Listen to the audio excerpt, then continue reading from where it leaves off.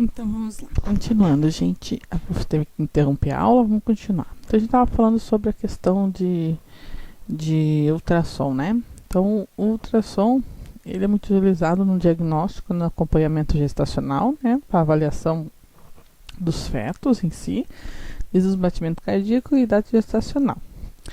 O seu uso deve ser incluído na rotina dos animais a partir da meia-idade, né? Então acima de 7 anos ali, como check-up de rotina, né? Então fazer o abdômen total que a gente chama, né? Mas pode ser solicitado em situações que tenham necessidades, como as descritas acima, né? Qualquer outra anormalidade em si. Ainda também na forma emergencial, no caso de algum trauma, atropelamento, né? Também deve ser solicitado.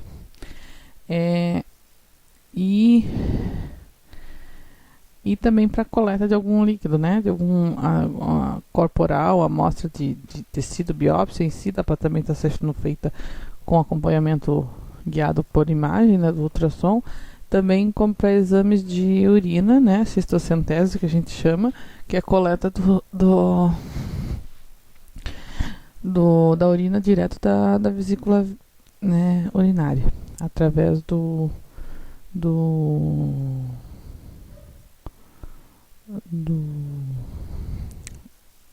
com a guia do ultrassom em si, desculpa. As vantagens, né? Ele não é invasivo e ele é indolor. Então, eu preparo para fazer ultrassom sempre a tricotomia, que é a depilação da área que vai ser realizado o exame. Só que assim, ó, tu vai fazer abdominal, por mais que tu vai fazer, o foco é rim. Faz o abdômen todo. Desculpa, não importa se o pelo vai ficar feio, mas faz o abdômen todo, porque você vai analisar. Às vezes não é o rim o problema, às vezes tu desconfia que seja o rim e não seja. Daí tu vai estar lá no meio do exame e vai ter que ficar depilando de novo, não dá, né?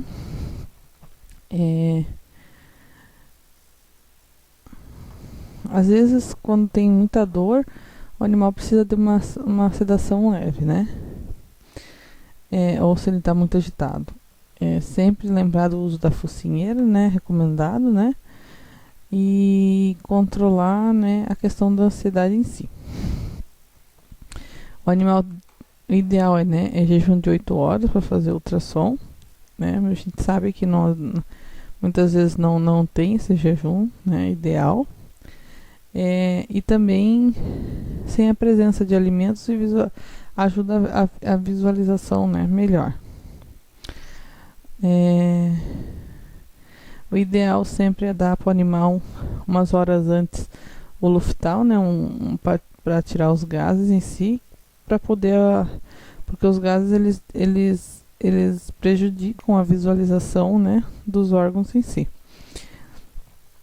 E também evitar, né, que o animal faça urina antes urine antes do ultrassom, né?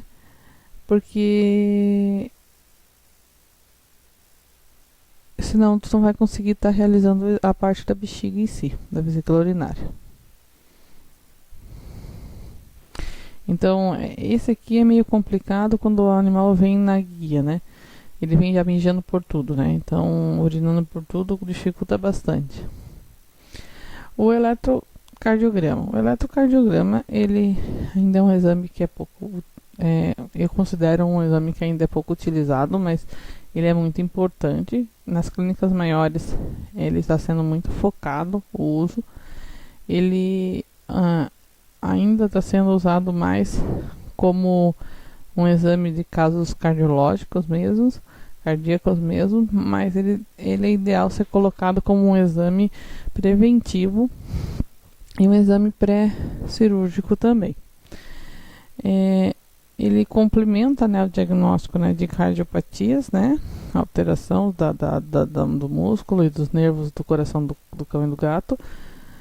Ele é um tipo de um exame que ele não necessita nenhuma preparação, nenhum jejum, nada. Então, sendo realizado a qualquer momento, né? A única coisa que pede é que o animal esteja calmo, né? Sem agitação. porque senão vai interferir no resultado do exame. Daí o animal tem que estar devidamente acomodado, né? Uma mesa com isolamento térmico e decúbito lateral direito, né? Então, ou seja, de lado para a mesa, né? E em seguida os eletrodos que são responsáveis pela aferição da atividade elétrica do coração, eles são colocados nos pontos específicos da pele do animal. Não há necessidade de nem sedação nem tricotomia. A indicação, né, do eletrocardiograma diagnóstico exato e precoce de arritmias cardíacas, fibrilação ventricular, bradicardia, taquicardia sinusal, foco migratório atrial, doenças miocárdicas, pericárdicas, isquemia e extrasístole. Identificação da dilatação e hipertrofia de câmeras cardíacas, alteração de eletrólitos, no caso de cálcio e potássio ali, dispneia aguda, né, dificuldade respiratória e abaixo histórico de síncope, fraqueza e convulsões, cianoses, acompanhamento de tratamentos e terapias cardíacas, exame pré-operatório, que é o que agora está sendo mais utilizado, mas como geralmente utilizam para animais mais idosos, né? Como prevenção para sedação e anestesia. Monitoramento durante a anestesia inalatória e check-up dos animais adultos e idosos. A vantagem, né? A vantagem do eletrocardiograma é que é um exame de fácil execução, né? Ele é relativamente rápido e proporciona um diagnóstico mais completo, né? Ele é preciso da condição do... Ele é mais completo e mais preciso para a condição do cardíaco do paciente, do animal. Interpretação dos resultados, ele é bastante rápido, né? O custo da execução do eletrocardiograma é baixa e é essencial no período pré-operatório, né? Durante a cirurgia também. É utilizado como na preparação da cirúrgica do animal, diminuindo qualquer condição de risco durante a anestesia. Então, dependendo a forma que se o animal tem algum tipo de arritmia, algum tipo de acometimento ali, alteração no eletro, ou o tipo do anestésico ele modifica. A preparação de já deixar um kit, né, como a gente chama, primeiros socorros, uma adrenalina, então existe tudo uma diferença de tratamento em si. Não existe nenhum tipo de preparação prévia, né? Como ocorre no caso do exame de raio-x ou de ultrassom, o exame podendo ser feito a qualquer momento. Não é necessário a realização de tricotomia, né? Raspagem dos pelos e das áreas da pele, dos eletrodos em si. E não é invasivo e é totalmente indolor. A parte da limitação é que não é possível avaliar a anatomia, né? E a função cardíaca do animal,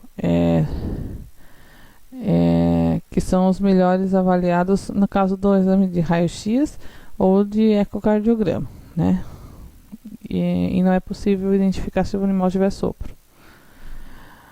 O ecocardiograma ele é um exame complementar, cuja finalidade é mostrar ao médico veterinário as imagens estáticas, né? E em movimento do músculo e das válvulas do coração, né? Diferente do eletrocardiograma, ele mostra a parte dos gráficos ali, né? Que mostra a parte dos gráficos, eles, ao serem comparados com os gráficos padrão, mostram situações do músculo cardíaco do paciente, né?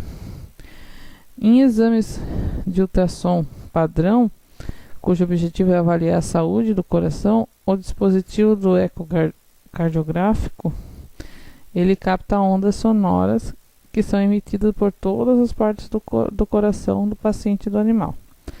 Esses ecos eles transformam a imagem que são exibidas no monitor e permitindo que o animal, que o médico veterinário consiga analisar, né, as estruturas do coração do animal em si, do paciente em si. A indicação, né, é a avaliação do paciente com suspeita de alguma cardiopatia, identificação da causa de cardiomegalia, né, que é aumento do coração, detectada com eletrocardiograma, né, ou radiografia, a avaliação de pacientes com sons questionáveis na parte da ausculta, identificação do progresso de enfermidades cardíacas e terapias em si, a avaliação da função ventricular esquerda quantitativamente com mensuração recorrente, identificação de efusão de derrames, né, de líquidos pericárdicos, pleurais, massas pericárdicas, tumores cardíacos e corpos estranhos perfurantes.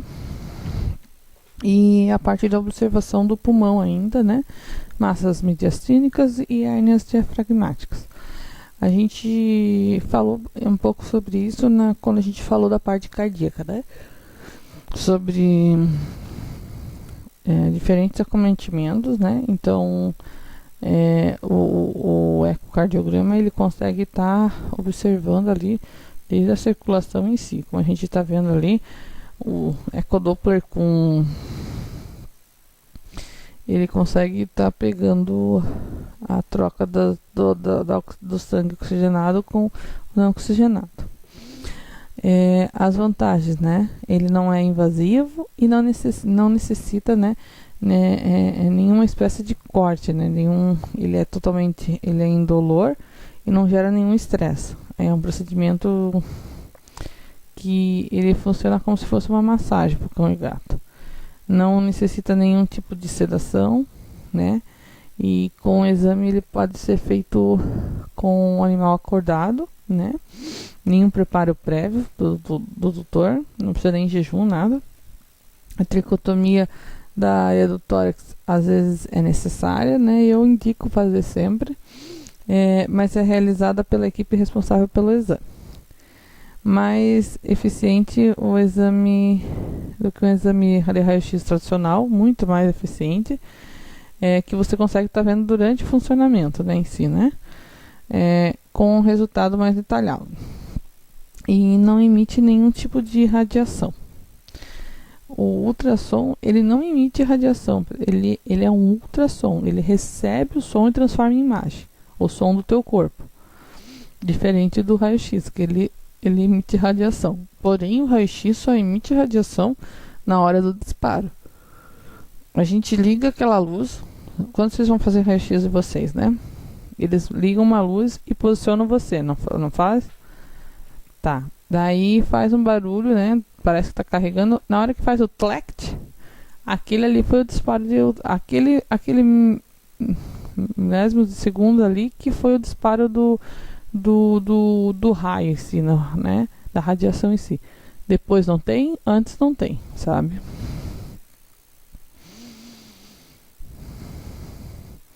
As limitações, não há limitação.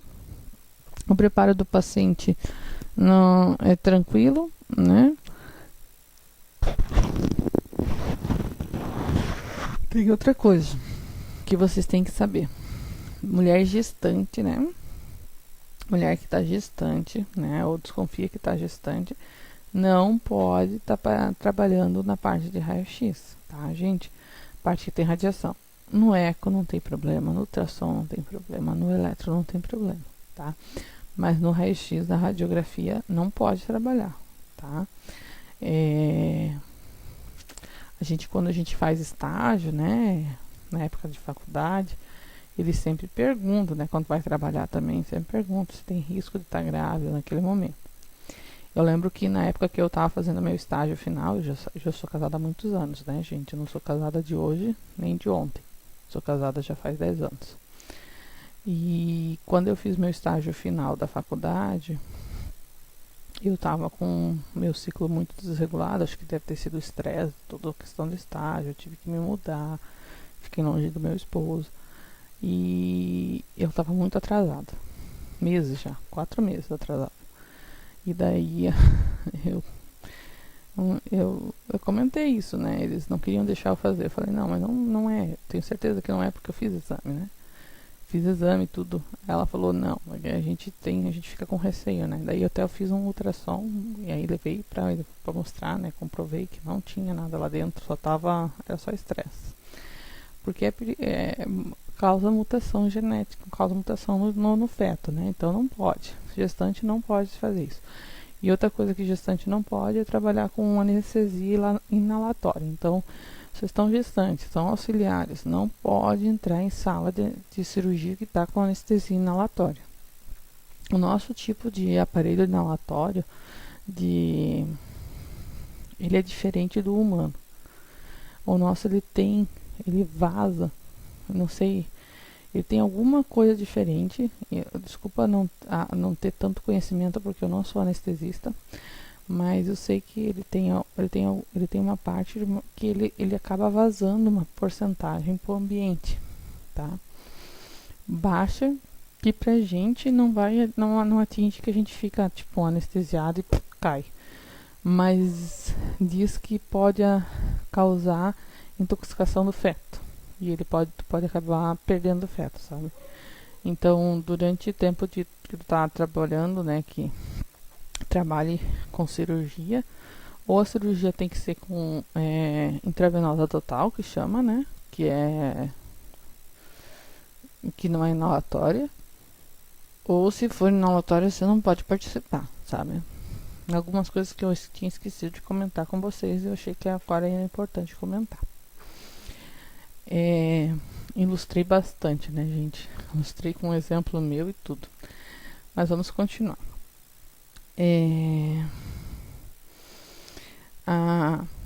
Onde que eu estava? Ali a questão tá. E daí ele o ecocardiograma ele é semelhante ao ultrassom abdominal. Ele tem, né, uma diferença no aparelho e a ponteira, né? A ponteira que modifica para poder trabalhar na parte cardiológica, né, em si, né? E tu deixa o animal deitado de lado também, né, para poder estar fazendo o exame. Com auxílio do gel, sempre necessita o gel para poder fazer o ultrassom. Então são algumas coisas que vocês têm que deixar à mão do veterinário quando ele vai fazer ultrassom e o eco, né? O gel, sempre deixar um álcool, né? Um pouco de umas gases, um papel toalha. São algumas coisas que tem que ficar meio que à mão, né? Então, com o auxílio do gel, o profissional ele vai proceder ao exame em si, né? Conseguindo estar observando toda a parte da estrutura cardíaca do PET, né? Para ser realizada, ser reproduzida na tela, né? Do monitor. Então, através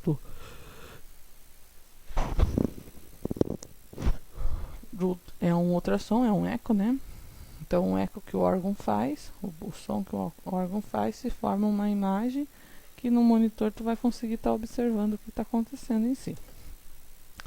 É importante, né, que durante esse período do exame em si, o cão e o gato, ele deve ficar deitado de lado, né?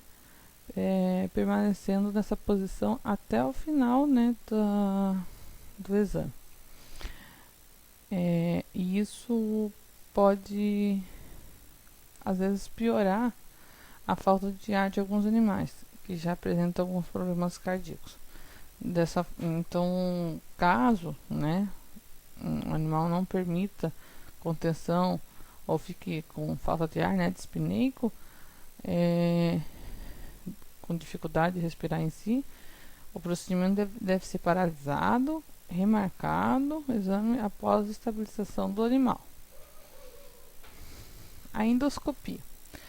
A endoscopia ela é considerada o melhor método de avaliação da parte do trato gastrointestinal na medicina veterinária. E assim na humana também, pelo que eu sei.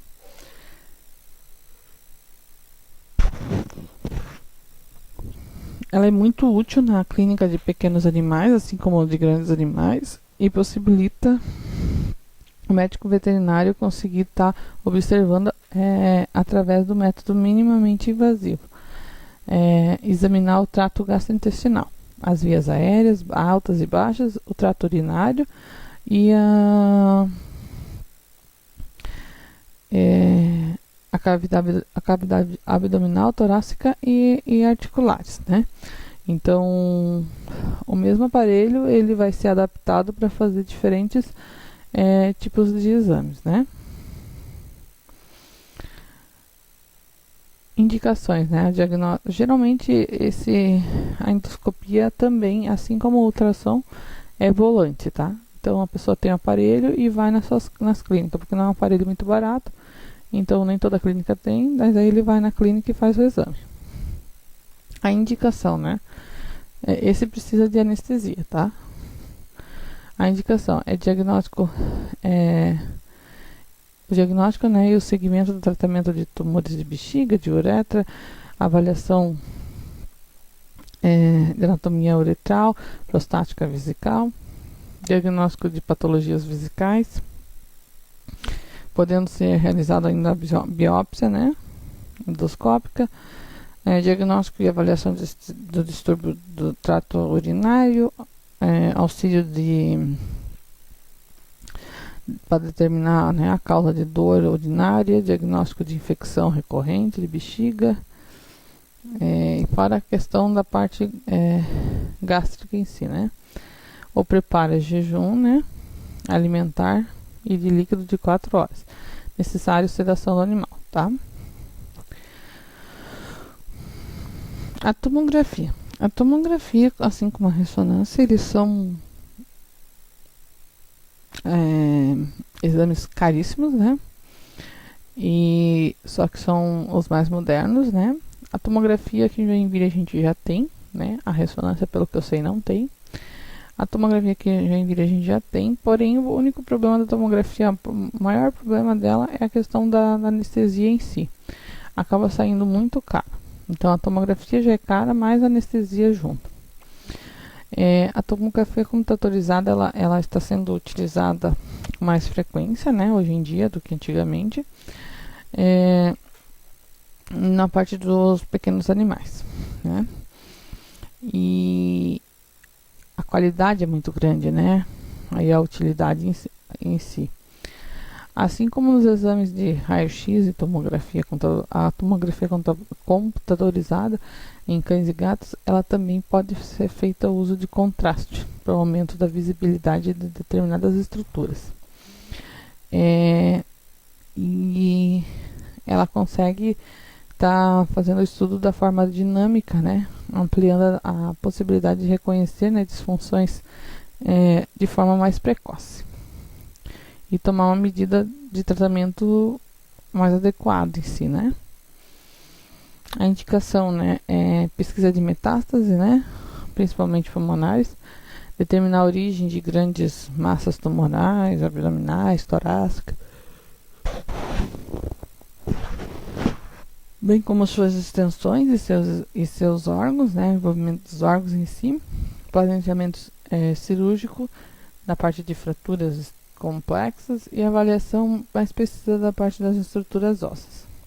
Também a parte do sistema, da parte nervosa em si, né? O preparo, então o animal precisa, né, que fique imóvel durante todo o procedimento, então ele vai precisar fazer anestesia, né? Com a ajuda de sedativos e anestésicos em si, né? Assim como também durante esse processo, procedimento ele também precisa, né, antes um exame laboratorial para ver se ele está viável para poder fazer o uso da tomografia, o uso dos sedativos e da anestesia. Então ele já se torna um exame muito caro, porque ele precisa de um exame para fazer uma medicação para poder fazer o exame. Não sei se vocês entenderam o que eu quero dizer. Então eles acabam se tornando um exame caríssimo, né? Muitas vezes, quando o animal ainda é mais velho, ainda precisa fazer um eco e um eletro antes de fazer também. Então se torna altamente caro. Mas Mas ele mesmo assim ele ainda é viável, né? Quando tem condições de estar fazendo. Então o animal sempre tem que estar em jejum de 8 horas, né? E enquanto os cães e gatos até 10 quilos tem que fazer 8 horas, né? Já os de até 40 quilos tem que fazer de 10 horas e os que pesam mais de 40 quilos fazem de 12 horas de líquido e de alimento, né? O cuidado do pós-exame é que os animais, eles com exames laboratoriais normais e não tiverem intercorrência durante o exame, ficarão em observação até a liberação da anestesia. É tranquilo. Melhor, acordou bem da anestesia, vai embora. Pacientes que com alterações de exames laboratoriais ou que estejam, né, em condições clínicas graves ou que tenham tido intercorrência durante o exame, é recomendada a internação para observação e terapia de suporte. Eu indico no mínimo 48 horas. A internação quando tem que ser autorizado pelo proprietário, né, do animal, mas com indicação do médico veterinário. Aqui tem algumas perguntas, né? Então, o que é o raio-x e para que serve? Verdadeiro ou falso? Vamos ver lá. Vocês vão ter que responder se é verdadeiro ou falso, tá? É só isso que precisa responder. A ultrassonografia, ela é uma forma de diagnóstico com dor ou sem dor, no caso. Com dor? Ali ele tá pedindo, né? Ela tá... Desculpa, tem uma pergunta, mas na verdade seria assim. A ultrassonografia, ele tá afirmando, tá? Vamos colocar, muda ali o ponto, muda aqui a interrogação para uma exclamação, tá? Então ele tá afirmando. A ultrassonografia é uma forma de diagnóstico com dor? Daí verdadeiro ou falso isso? Vocês vão colocar lá. O eletrocardiograma, né?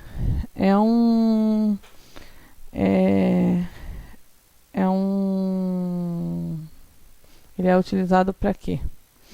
E qual que é a função dele? E a tomografia necessita de alguma preparação prévia? Então, vocês vão escrever também. Daí agora vocês vão também fazer para prof, eu vou falar para vocês, vocês vão estar fazendo também e me enviando como se fosse um resumo, tá? De todas as aulas online. Um resumo bem básico. Vocês vão revisar todas as aulas online que eu dei desde dezembro, tá? Desde dezembro vocês vão revisar e vão escrever para o prof. Se não conseguir tudo para essa semana, vocês têm a semana inteira para fazer. Se não conseguir tudo para essa semana, faz para outra, mas vão mandando. Porque a prof quer que vocês revisem tudo, porque a prof quer ver se um dia a prof consegue fazer uma aula presencial, né? Mais para frente, né? Bem mais para frente, mas vocês já vão estudando pra gente fazer uma provinha também, tá? Essa semana não deu pra prof gravar a aula no banho e tosa. Aconteceu algumas coisinhas em casa, mas aconteceu também algumas coisinhas com o pessoal do banho e tosa. Eles tiveram que fechar, que o filho deles passou mal, é bebê, sabe? Ficou uns dias doente. Mas a prof quer ver se faz semana que vem. Já conversei com eles, tá tudo certinho pra fazer. Daí a prof vai gravar, até vai ser a minha. A gente vai fazer a tosa dela, né? A tricotomia abdominal, como se fosse para fazer para ultrassom. E a gente vai fazer o banho em si e a escovação, a secagem em si, para vocês estarem observando, tá? Um passo a passo básico, né? Não para sair dizendo que eu sou banhista, né? Vocês não vão sair como tosadora ou como banhista. Só um passo a passo básico, tá, gente? Daí a gente pode ver para marcar aqui umas semanas. Eu vou conversar. Tem 2 banhitosas aqui perto de casa, que são amigos meus. Daí a gente vê pra gente marcar. Eu tenho que ver quantos alunos tem. Se for pouquinho, dá pra marcar só num. Pra gente fazer a aula prática da parte da tosa em si, tá? Então tá. Dá um abraço pra vocês. Tudo de bom, tá? Boa aulinha. E a prof tá morrendo de saudade. Um beijinho pra vocês, tudo de bom mesmo. Tchau, tchau. Olha ali, estão tudo assustados. Até parece vocês quando a prof diz: olha, vai ter prova.